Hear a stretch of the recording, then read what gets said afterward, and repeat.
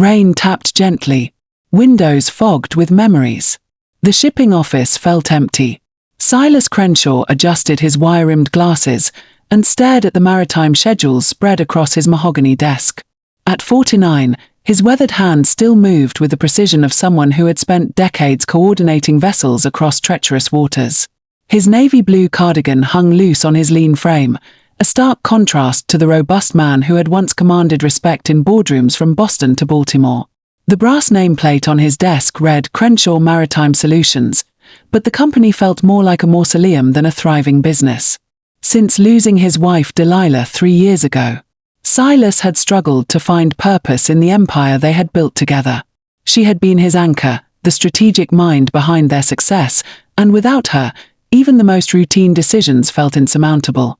A gentle knock interrupted his brooding.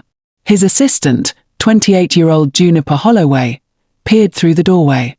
Her auburn hair was pulled back in a practical ponytail, and her emerald blazer complemented her determined green eyes. She had been with the company for only 6 months, but her efficiency and genuine concern for Silas had made her indispensable. "Mr. Crenshaw," she said softly, "there's a gentleman here to see you. Says his Captain Thaddeus Blackwood from the Merchant Marine. Claims he knew your wife." Silas felt his heart skip. Delilah had rarely spoken about her naval service, keeping those memories locked away like classified documents. He nodded slowly, straightening his shoulders with military precision. "Send him in." The man who entered was perhaps 52, with salt and pepper hair and the unmistakable bearing of someone who had spent decades at sea. His navy peacoat was impeccably maintained, brass buttons gleaming despite the overcast October day. Captain Blackwood's weathered face carried the kind of lines that spoke of both laughter and loss, and his steel blue eyes held a gravity that immediately commanded respect. "Mr. Crenshaw," Blackwood said, extending a firm handshake. "I'm sorry for arriving unannounced, but I have something that belongs to you. Something your wife wanted you to have."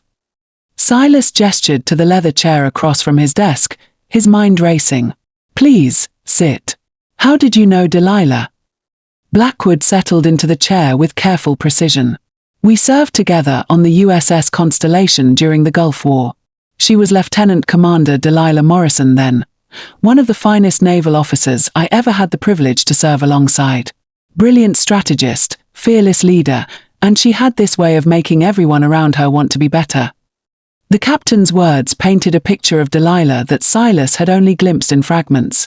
She had been a decorated officer, but whenever he asked about her service, she would deflect with a joke or change the subject entirely. "She never talked much about those days," Silas admitted, his voice barely above a whisper. "That doesn't surprise me. What happened during our final deployment, it changed her. Changed all of us who were there." Blackwood's eyes grew distant. "There was an incident. A rescue operation that went wrong. We lost good people, and Delilah blamed herself, even though she had made the only decision possible under the circumstances." Silas leaned forward, hanging on every word. This was the missing piece he had always sensed, but never been able to uncover. 3 months before she died, Blackwood continued, Delilah reached out to me. Said she had been carrying something heavy for too long, and needed to set things right. She wrote a letter, Mr. Crenshaw.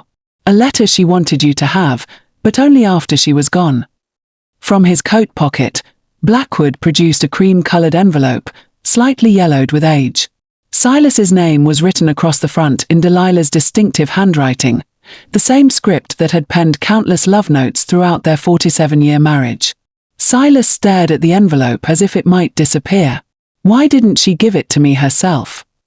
"Because she was protecting you from her pain, the same way she protected her crew." Blackwood's voice carried the weight of old wounds. "She made me promise to find you if anything happened to her. Said you deserved to know the whole truth about who she was." With trembling fingers, Silas opened the envelope. Inside was a single sheet of paper, along with a small, tarnished medal he had never seen before. He began to read. Asterisk, my dearest Silas, asterisk. Asterisk, if you're reading this, then Thaddeus kept his promise, and I found the courage I never had in life. For 47 years, you loved a woman who was hiding from herself, and you deserved better than my half-truths and carefully constructed walls. Asterisk. Asterisk. During the Gulf War, I was responsible for a rescue operation that resulted in the loss of 17 sailors. I made a tactical decision that saved hundreds of lives, but I've never been able to forgive myself for the 17 I couldn't save. Their families received medals and condolences, but I've carried their names in my heart every day since. Asterisk. Asterisk. When I met you 6 months after returning home, you were like sunlight breaking through storm clouds. You never pushed me to talk about the war, never demanded explanations for my nightmares or my sudden moments of distant silence. You simply loved me, completely and without condition. Asterisk.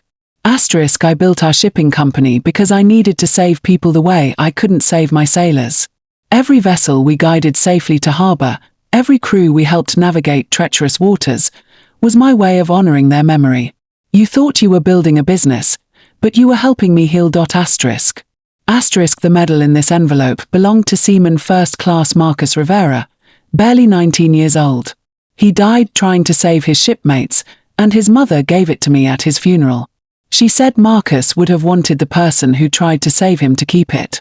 I've carried it ever since, a reminder of the weight of command and the price of duty. Asterisk. Asterisk. I should have told you all of this years ago, but I was afraid you would see me differently.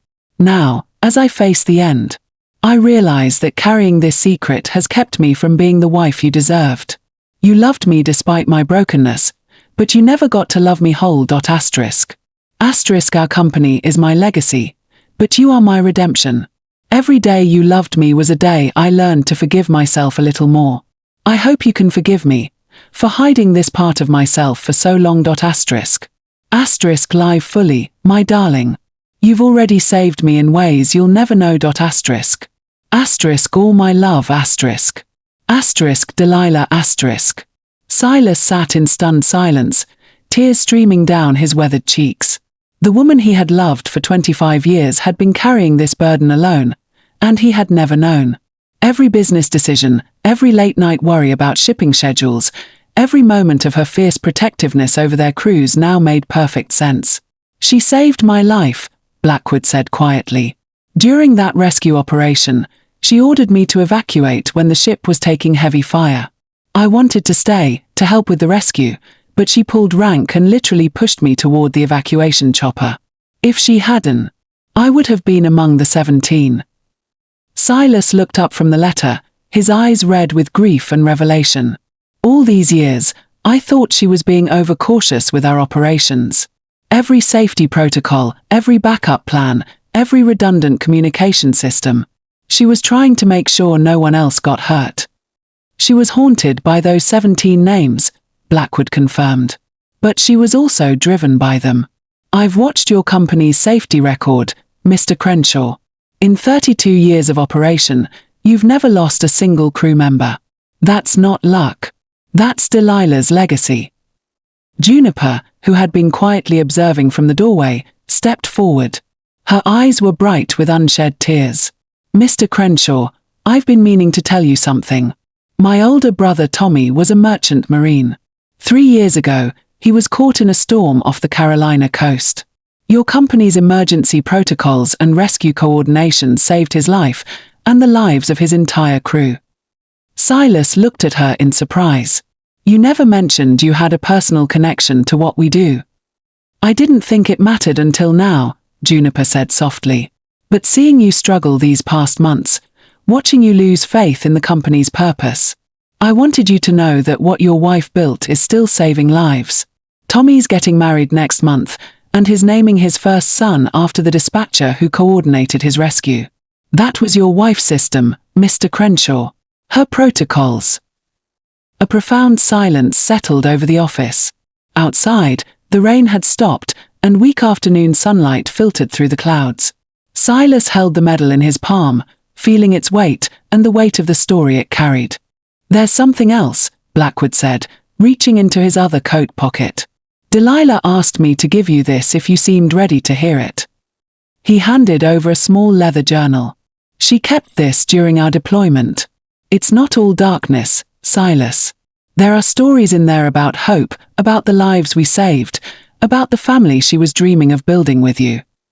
Silas opened the journal to a random page and found an entry dated just 2 weeks before the tragic rescue operation.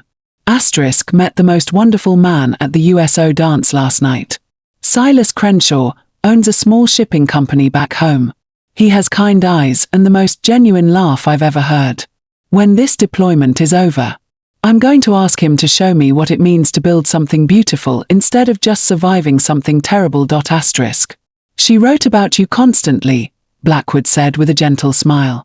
Every letter she sent me over the years mentioned how you made her feel safe, how you gave her permission to be more than her worst moment.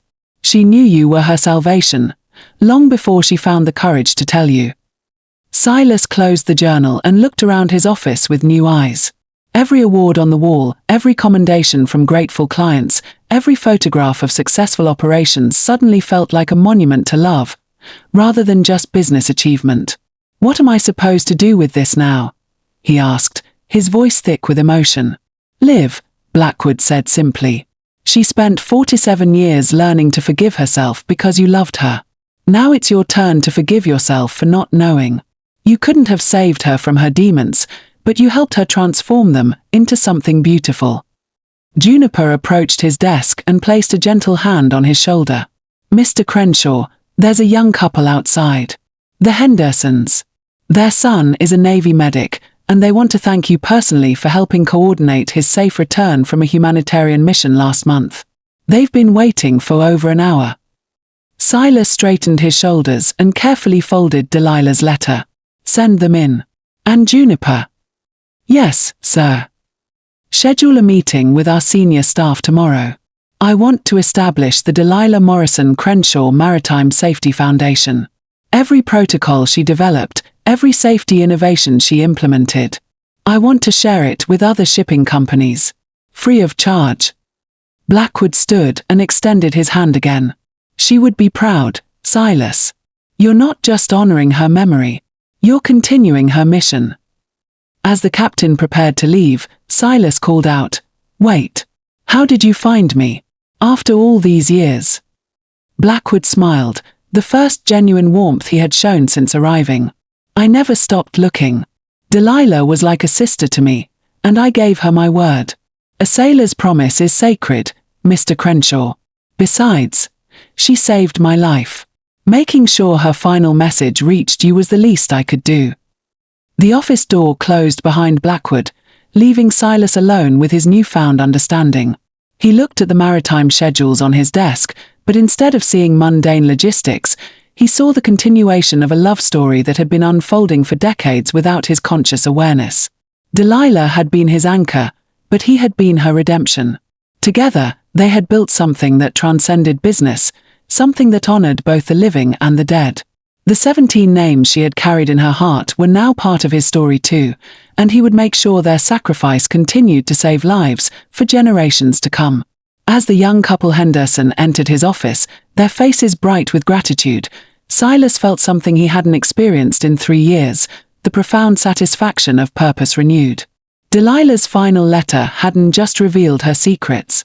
It had revealed his own capacity for forgiveness, understanding, and continuing love.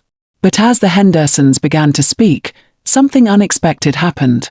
Mrs. Henderson, a woman in her early 50s with graying blonde hair and tear-filled eyes, reached into her purse and pulled out a photograph. It was worn and creased, obviously carried for years. Mr. Crenshaw, she said with reverence, our son David wanted us to give you this. He said it was important you see it. She placed the photograph on his desk with reverent care. Silas looked down and felt his breath catch. The photograph showed a young woman in naval uniform, standing beside a hospital bed where an injured sailor lay recovering. The woman was unmistakably Delilah, perhaps 20 years younger, with that same determined smile he remembered from their early days together. But what stopped his heart was the sailor in the bed. The nameplate read D. Henderson. David was one of the 17, Mrs. Henderson whispered, her voice breaking. But he didn't die, Mr. Crenshaw. Your wife saved him. She carried him to safety herself when the evacuation chopper couldn't land. He was badly injured, spent 8 months in recovery, but he lived. He's lived a beautiful life because of her courage. Silas stared at the photograph, his hands shaking. The letter had mentioned 17 lost, but here was proof that Delilah's sacrifice had saved at least one. His wife had carried the weight of the lost, while never knowing about the one who survived. She visited him every day during his recovery, Mr. Henderson added, his own voice thick with emotion. She blamed herself for not saving more, but she never gave up on the ones she could help. David said she would sit by his bedside and tell him about the man she loved back home, about the shipping company they were going to build together to make sure sailors always had someone watching out for them. The room fell silent except for the gentle sound of Juniper's quiet sobbing. Even Captain Blackwood, who had paused in the doorway, seemed stunned by this revelation. David never forgot her, Mrs. Henderson continued. When he became a medic, he said it was because Lieutenant Commander Morrison taught him that sometimes the greatest victory is just making sure one more person makes it home. He's saved hundreds of lives over the years, Mr. Crenshaw. Your wife's legacy didn't just live in your company. It lived in every person she touched. Silas carefully picked up the photograph, tracing Delilah's young face with his finger. She looked so serious, so burdened. But there was something else in her expression too. Hope. The same hope he had seen in her eyes on their wedding day, when she had whispered that he made her believe in tomorrow again. There's something else, a voice said from the doorway. David Henderson appeared, now a man in his late 30s, wearing his dress blues with pride. I've been trying to find you for years, sir. I wanted to thank you personally for what your wife did, but also to tell you something she made me promise to keep secret until she was gone. Silas looked up, hardly able to process any more revelations. The night before the rescue operation, she showed me a letter she had written to you. She said if anything happened to her, I should make sure you knew that every day with you had been worth living for. She said you had given her a reason to fight not just for survival, but for the future. She carried your picture into battle, sir. It was in her breast pocket when she pulled me from that wreckage. David reached into his uniform and pulled out a small, waterproof pouch. Inside was a photograph of Silas from their early dating days, smiling broadly at a company picnic. The edges were worn from handling, and there was a small tear from where shrapnel had nicked it. She said this picture reminded her that there were people worth saving, people worth coming home to. When she was carrying me to safety, she kept talking about you. About the life you were building together, about the family you would have, about growing old together on the coast watching the ships come in. She said love was what made courage possible. Silas held the photograph and felt 47 years of marriage crystallize into perfect clarity. Every morning she had kissed him goodbye, every evening she had waited for him to come home, every decision she had made about their company had been informed by this moment of grace under fire. She had loved him with the intensity of someone who truly understood how precious and fragile life could be. Captain Blackwood stepped forward, his weathered face streaked with tears. Silas, there's one more thing. Delilah didn't just save David that day. She saved me too, in a different way. After the operation, I was ready to leave the service. I couldn't handle the weight of what we had been through. But she sat with me for hours, telling me about you, about the business you were building, about how love could transform the worst experiences into something meaningful. She convinced me to stay, to keep serving, to honor the fallen by protecting the living. I served 15 more years, because of her words that day. The office had become a sacred space, filled with the ghosts of choices made and lives saved. Silas realized that his wife's final letter had been just the beginning. The real message was in the room around him, in the people whose lives she had touched, in the ripple effects of her courage that had spread far beyond anything she could have imagined. She never knew, he whispered. She never knew about any of this. She knew enough, Juniper said softly. She knew she was loved, and she knew her life mattered. Sometimes that's all any of us can hope for. Outside, the sun broke through the clouds completely, casting golden light across the harbor where their ships continued their eternal dance of departure and return, carrying not just cargo, but the hopes and dreams of everyone who trusted them to bring their loved ones safely home. As the small group stood together in the golden afternoon light, Silas understood that grief was not the end of love, but its transformation. Delilah's final message had not been delivered by a single letter, but by every life she had touched, every person she had saved, every moment of courage she had inspired in others. The captain's final message had been delivered, but the story it told would continue forever, carried forward by everyone who had been touched by the quiet heroism of a woman who had learned to transform her deepest wounds into her greatest gift to the world.